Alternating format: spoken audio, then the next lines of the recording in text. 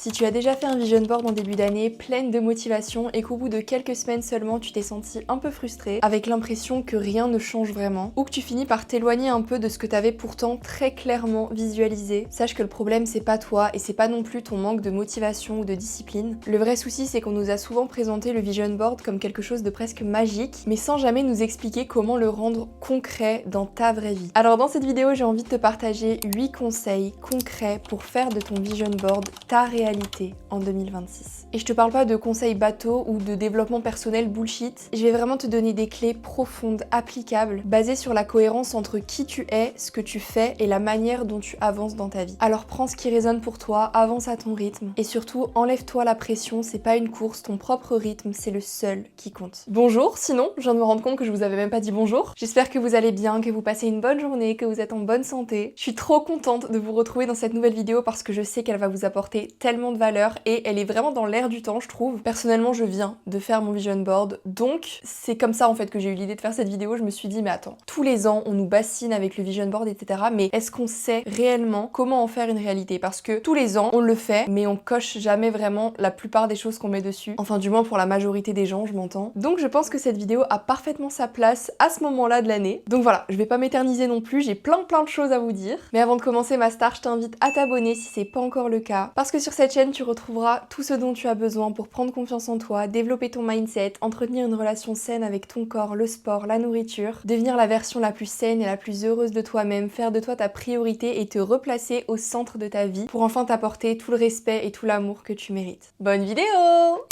Alors, faut savoir que j'ai organisé ces 8 conseils par pilier un petit peu, parce que selon moi, le vision board il devient pas une réalité par magie. Je trouve qu'il y a vraiment un raisonnement logique à partir du moment où tu fais ton vision board, tu y réfléchis, tu le mets en place, tu mets des actions en place et après t'atteins ce que tu veux. Je sais pas si vous voyez ce que je veux dire. Mais du coup, pour que ce soit le plus clair, le plus fluide et le plus compréhensible pour vous, j'ai organisé tout ça dans une suite logique. Cette suite logique, elle tient sur 3 piliers. Le premier, c'est l'alignement intérieur. Le deuxième, c'est la traduction concrète en action. Et le troisième, et celui-là, c'est souvent celui qui fait défaut à la plupart d'entre nous et qui nous empêche justement de manifester notre vision board dans notre réalité, c'est la constance et le fait de savoir s'adapter dans sa vraie vie. Ces 3 piliers, sont essentiels parce que si l'intérieur n'est pas aligné, les actions ne suivent pas. Et si les actions ne suivent pas dans le temps, sur le long terme, ton vision board, ça restera juste un petit tableau décoratif. Donc, sans plus attendre, on commence avec le premier pilier, aligner ton vision board avec ta réalité intérieure. L'idée ici, c'est que ton vision board, il soit cohérent avec la personne que t'es en train de devenir. Pas avec une version idéalisée ou irréaliste de toi-même, voire même pire, avec l'ancienne version de toi-même. Et pour ça, mon premier conseil, c'est de ne pas réfléchir à des objectifs, mais de réfléchir à une identité. La plupart des gens, ils utilisent leur vision board comme une liste de choses à obtenir. Un beau corps, de l'argent, un appartement, une relation saine, des voyages, etc.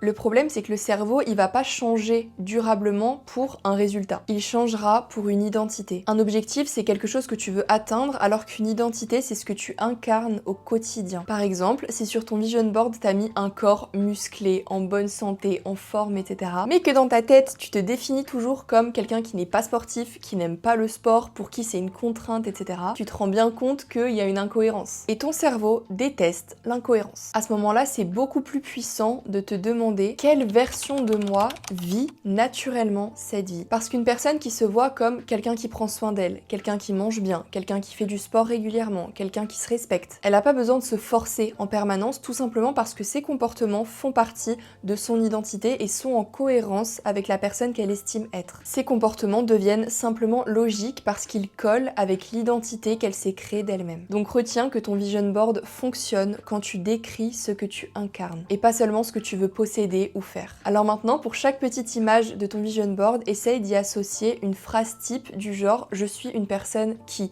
et regarde si l'image colle avec l'identité que tu penses de toi-même. Je sais pas si c'est français ça. Mais bref, vous avez compris. Je vais quand même vous donner un exemple parce que je veux pas vous laisser comme ça. Par exemple, si sur votre vision board, vous avez mis une photo avec des meal prep, est-ce que vous êtes en mesure de vous dire « je suis une personne disciplinée qui mange sainement et qui s'organise ». Si c'est le cas et que cette phrase décrit votre identité ou l'identité à laquelle vous aspirez et vers laquelle vous voulez vous diriger, alors c'est ok et vous pouvez être sûr que cette image deviendra votre réalité. Deuxième conseil, vérifie que ce que tu veux et ce que tu mets sur ton vision board t'appartient vraiment. Ça, c'est un point tellement important et pourtant tellement sous-estimé. Et ce que je veux dire par là, c'est qu'aujourd'hui, beaucoup de visions ne se réalisent pas parce qu'elles sont empruntées. Elles viennent de ce qu'on voit sur les réseaux, de ce qui fait rêver, de ce qui est valorisé, de ce qui est tendance. Et vouloir quelque chose qui, au fond, ne te ressemble pas, même si t'essayes de t'en persuader, ça crée une résistance intérieure énorme et tu l'obtiendras jamais. Sache que quand quelque chose n'est pas fait pour toi, l'univers, la vie ou peu importe en quoi tu crois fera toujours en sorte que tu ne l'obtiennes pas, tout simplement parce que ce n'est pas fait pour toi. Et je t'assure que tu ressentiras plein de signes que cette chose n'est pas faite pour toi. Seulement est-ce que tu es capable de te remettre en question pour voir que au fond, effectivement, ça ne te ressemble pas vraiment? Ça, c'est une autre question. Sache que tu peux être attiré visuellement sans être aligné émotionnellement. Et je sais que c'est quelque chose de très compliqué à concevoir. Alors pour t'aider à savoir si tu es dans cette situation, tu peux te poser cette question. Si personne ne voyait cette réussite, si personne ne voyait ce que j'étais en train de faire, est-ce que je le ferais vraiment? Est-ce que je le voudrais encore? Est-ce que je travaillerais encore pour ça? Parce que ce qui t'est aligné te donne de l'élan, peu importe si Pierre, Paul ou Jacques te regardent. Alors que ce qui ne l'est pas, inconsciemment, ça te met sous pression. C'est comme porter par exemple un vêtement qui est super joli mais qui n'est pas à ta taille. Sur le cintre en magasin, il est canon, mais sur toi, il te gêne toute la journée. Alors maintenant, demande-toi si ce que tu veux, tu le veux vraiment parce que ça te fait ressentir des émotions fortes, parce que ça t'anime, parce que ça te donne envie, peu importe qui te regarde ou pas, ou bien parce que tu veux rentrer dans les cases de la société, suivre la majorité, être validé par les autres, etc. Donc pareil, ce que tu peux faire maintenant, c'est regarder chaque image de ton vision board et te demander si ça te fait vraiment envie ou si ça te met juste un peu la pression. Quand tu fais ça, essaye vraiment de garder l'esprit ouvert et de pas rester dans le déni en mode non mais ça c'est sûr, c'est pour moi, je le veux vraiment, etc. Essaye d'avoir un minimum de résilience et de te dire ok, pour de vrai, est-ce que je ressens quoi que ce soit de négatif vis-à-vis de ça? Si c'est le cas, remets en question cette volonté. Mon troisième conseil, c'est de chercher à ressentir avant de vouloir contrôler. Il y a beaucoup de personnes qui utilisent leur vision board comme une checklist mentale un petit peu. En mode, ça doit arriver, je dois faire ça, je dois aller là-bas, je dois aller voir cette personne, je dois accomplir ci et ça et encore ça. Et elles illustrent cette liste avec plein de petites images qu'elles collent sur leur vision board. Mais ce qui crée le mouvement et ta capacité à passer à l'action pour obtenir des résultats, c'est pas les images que tu colles, c'est les émotions qu'elles déclenchent en toi. Sache que ton cerveau, il prend des décisions à partir de ce que tu ressens, pas à partir de ce que tu affirmes ou de ce que tu dis vouloir. Si une image, elle te fait ressentir de la joie, de l'élan, de l'apaisement ou n'importe quel sentiment positif, elle influencera naturellement tes choix. Alors demande-toi comment est-ce que j'ai envie de me sentir dans cette vie et qu'est-ce que cette image vient nourrir en moi. Parce que si ton vision board, il est rempli d'images impressionnantes, de plein de grands objectifs, etc., mais qu'au fond, tu ressens surtout du stress ou de la comparaison, ou que ça te paraît pas du tout accessible à l'heure actuelle, ton corps, il va te freiner. Ah oui, parce que ça aussi, c'est hyper important, tu dois absolument pouvoir te sentir proche de ce que tu mets sur ton vision board. Parce que comme je t'ai déjà expliqué, ton cerveau n'aime pas ce qui est trop flou, trop lointain, trop irréaliste, et donc il va naturellement te protéger de ça. Bref, garde en tête que tu n'attireras pas ce que tu veux contrôler à tout prix, tu attireras ce avec quoi tu es profondément aligné et animé. Et là pareil, tu recommences, prends ton vision board, regarde-le quelques minutes, et pour chaque image, demande-toi, quand je regarde ça, comment je me sens. Bon, une fois que ton vision board il est aligné avec qui tu es vraiment à l'intérieur, il y a une question qui reste incontournable. Comment tu transformes ça en quelque chose de concret dans ta vraie vie avec tes contraintes, ton emploi du temps, ton énergie, tes imperfections, etc. Dans un premier temps, et c'est mon quatrième conseil, traduis chaque image en micro-actions concrètes. Un vision board qui échoue, c'est souvent pour une raison très simple, c'est qu'il est trop abstrait. Le cerveau, il sait pas quoi faire d'une image toute seule, isolée. Il a besoin de comportements clairs. Par exemple, tu vois une image qui t'inspire la sérénité, le bien-être, le calme. Mais si tu traduis pas ça en action concrète, ton cerveau il reste devant et il se dit bah ok, je fais quoi aujourd'hui? Une vision, elle devient réelle quand tu la décomposes. Et attention, quand je te dis ça, je veux pas que tu la décomposes en de gros plans d'action interminables, intimidants qui vont juste te freiner, te stresser au lieu de te pousser à agir, mais juste en toutes petites micro-actions qui te sembleront du coup beaucoup plus accessibles. Encore une fois, je l'ai dit avant, il faut absolument que tu puisses te sentir proche de tes objectifs, de ta vision, de ce que tu as à faire pour l'atteindre, etc. C'est comme vouloir monter une montagne. Si tu regardes que le sommet, tu vas te décourager et tu n'auras même pas envie de faire un pas en avant. Mais si tu regardes juste le prochain kilomètre, la prochaine étape, le prochain refuge, à ce moment-là, tu avances et sans te frustrer, et ça, c'est tout ce qui compte. Sache que le cerveau préférera toujours une petite action imparfaite mais faisable, plutôt qu'un grand objectif qui paraît parfait sur le papier mais trop lointain ou trop flou. Et maintenant, ce que tu peux faire, c'est pour chaque élément de ton vision board, pose-toi cette question. Quelle est déjà la première petite action toute simple que je peux faire cette semaine pour aller dans cette direction? Pas pour changer ta vie du tout au tout, mais déjà pour faire un premier pas.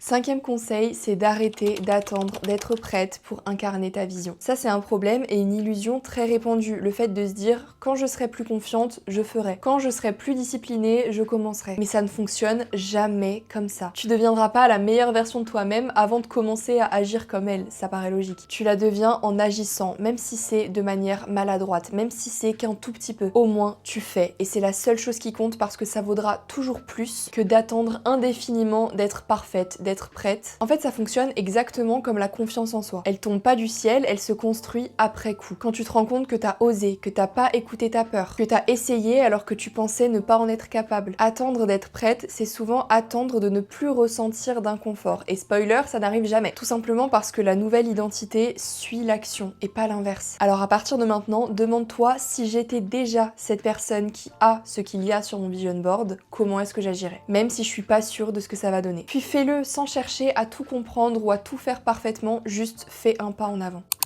Sixième conseil, mets ton vision board là où tes comportements vivent. Un vision board que tu vois une fois par mois, il influencera personne. Ce qui façonne ta vie, c'est les petites décisions du quotidien. Et ces décisions, elles sont souvent prises quand tu procrastines, quand t'as pas envie, quand tu doutes. Donc ton vision board, il doit être présent et visible aux endroits où tu fais des choix. Pas juste dans un coin esthétique de ta maison parce que ça rend bien. Ton vision board, c'est comme un rappel silencieux pour te pousser à te demander, ok, qu'est-ce que je fais aujourd'hui? Quelle décision je peux prendre aujourd'hui pour me rapprocher de cette vision? Et surtout pour rester en accord avec cette vision. Et c'est à ce moment-là qu'il devient utile parce que ce que tu vois régulièrement devient ta norme. Et là, libre à toi, c'est comme tu le sens. Tu peux le mettre en fond d'écran sur ton téléphone, sur ton ordi, sur ta tablette. Moi, je l'ai sur mon ordi, par exemple.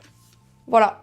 Je le vois absolument tous les jours, j'ai le nez devant, je le regarde un petit peu, je visualise, je manifeste et j'agis en cohérence avec ce que j'ai sous les yeux. Tu peux le mettre aussi dans un carnet que tu ouvres tous les jours, tu peux l'encadrer et l'afficher sur ton mur au-dessus de ton bureau. Tu peux le mettre dans ta voiture, je sais pas trop comment, mais ça peut être une option. Enfin bref, retiens que ton vision board, il doit influencer ton comportement, pas juste ton inspiration. Et qu'il devient réel quand il est traduit en actions simples, incarnées avant d'être maîtrisé et présent dans ton quotidien. Pas besoin de motivation extrême, pas besoin d'être parfaite, juste besoin de cohérence répétée. La vérité, c'est que c'est pas difficile de faire un vision board. Ce qui est difficile, c'est de continuer d'y croire, de l'incarner et d'agir même quand l'excitation, la motivation et l'euphorie du début d'année redescend. Donc dans ce troisième et dernier pilier, je vais te parler de maturité, pas de motivation, de constance et pas de perfection. Et pour ça, mon septième conseil, et c'est un de mes préférés, c'est le fait d'accepter que ta vision évoluera au fil de l'année et que non, ce n'est pas un échec. Beaucoup de personnes s'accrochent à une vision, non pas parce qu'elle leur correspond encore, mais parce qu'elles ont peur de changer d'avis, peur de passer pour la girouette, parce que c'est mal vu aujourd'hui de changer de position, parce que tout le monde associe ça à un manque de discipline, etc. Mais moi j'ai envie de vous dire une phrase qu'on connaît tous très bien et qui est tellement réelle, c'est que y a que les cons qui changent pas d'avis. Et ça, je vous promets que j'ai mis tellement de temps à l'intégrer et à l'accepter surtout. Moi pendant longtemps, je me suis souvent sentie frustrée parce que au bout de quelques temps, j'avais déjà l'impression de plus être alignée avec les objectifs que j'avais définis il y a même pas 6 mois. Genre. En mode, j'ai même pas eu le temps d'intégrer ce que je voulais et d'agir sur le long terme pour l'avoir, que je veux déjà autre chose, que j'aspire déjà à plus, que j'ai déjà compris de nouvelles choses, etc. Faut savoir que moi, depuis petite, j'ai toujours eu la capacité à apprendre, comprendre et intégrer de nouvelles choses assez rapidement. Par exemple, j'ai sauté une classe, j'ai sauté le CP parce que je savais lire et écrire plus rapidement que les autres. Et même ma maman, elle m'a toujours répété que j'ai toujours voulu courir avant de savoir marcher. Bref, je suis une personne qui passe très vite à autre chose, à l'étape suivante, qui veut apprendre une nouvelle chose très vite. Et ce trait de caractère-là, avant que je le conscientise, il me faisait me sentir carrément nulle. Parce que j'avais l'impression du coup que je pourrais jamais rester focus sur une seule vision, un seul objectif toute l'année. Ça me paraissait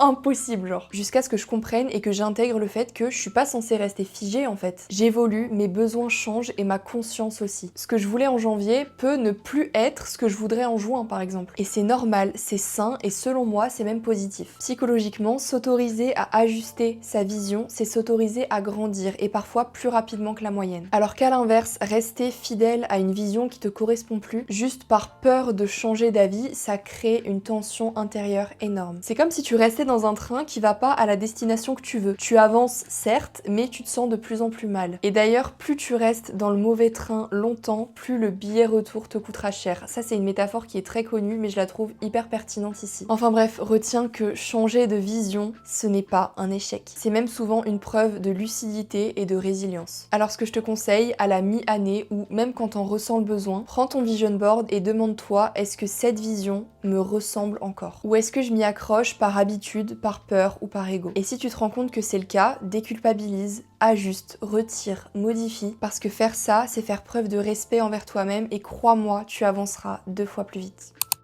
8e et dernier conseil, et c'est probablement le plus puissant de toute la vidéo, juge ton année sur tes choix et pas sur tes résultats. Parce que les résultats prennent du temps et parfois beaucoup plus que ce qu'on avait imaginé ou essayé de prévoir. Et si tu juges ton année uniquement sur ce que tu as obtenu, tu risques de passer à côté de l'essentiel. Parce que dans le fond, ce que tu contrôles vraiment, c'est pas tant les résultats, c'est plutôt les choix que tu fais quotidiennement. Donc au lieu de chercher le résultat à tout prix et de te concentrer uniquement dessus, commence par te demander, est-ce que cette année j'ai fait des choix plus alignés? Est-ce que je me suis respectée un peu plus? Est-ce que j'ai osé même si j'avais peur et que c'était pas parfait? Parce que c'est ça la vraie progression. C'est comme aller à la salle, tu vois pas de vrais gros résultats au bout de 2 semaines, mais chaque séance compte, même les séances où t'es pas au top, où t'es fatigué, etc. Une année réussie, c'est pas une année parfaite dans laquelle t'as coché toutes les cases que tu t'étais fixées, c'est une année où tu t'es choisi plus souvent et où t'as agi en cohérence avec la personne que tu aspires à devenir. Et pour garder la main là-dessus et être sûr que t'avances toujours de la bonne manière, à la fin de chaque mois, prends un moment pour répondre à cette question. Est-ce que ce mois-ci, j'ai pris des décisions alignées avec la personne que je veux devenir? Et si la réponse c'est oui, même partiellement, alors t'es déjà en train de faire de ton vision board ta réalité. Un vision board, il fonctionne pas parce que tu le regardes tous les jours. Il fonctionne quand tu fais des choix cohérents avec lui, même quand personne te regarde. La magie, elle est pas dans les images, elle est dans ta capacité à t'aligner, agir, ajuster et continuer même quand tu vois pas forcément de résultats.